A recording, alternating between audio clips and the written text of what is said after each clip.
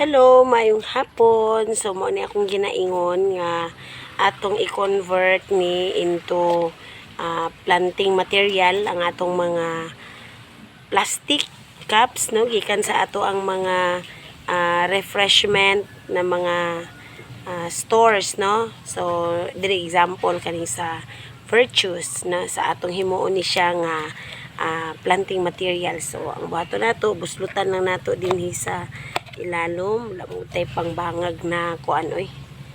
Buslutan nato ni guys.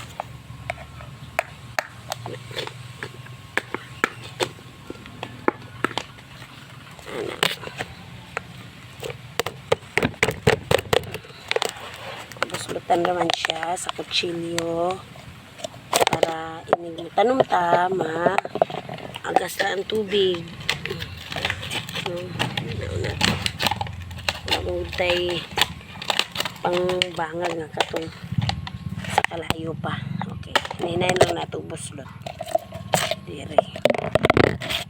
Okay, nabuslutan na nato guys. So karon butangan na nato og yuta. Ayan, ito yuta. Okay.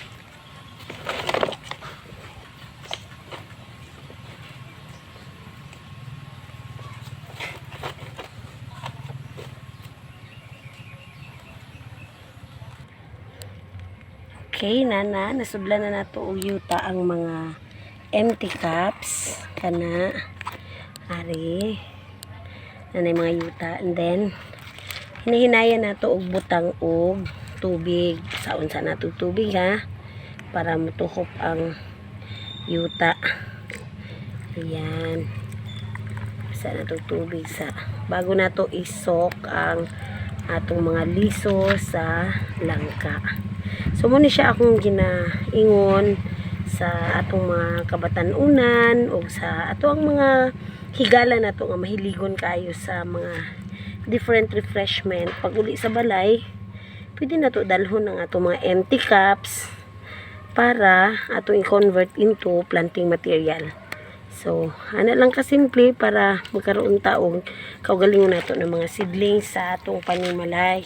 Ayan. Okay, butang na nato ang tubig.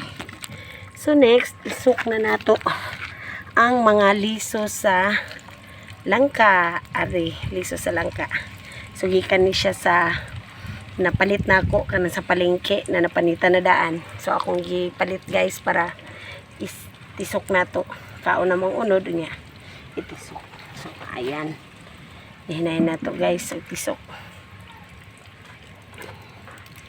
Ayan.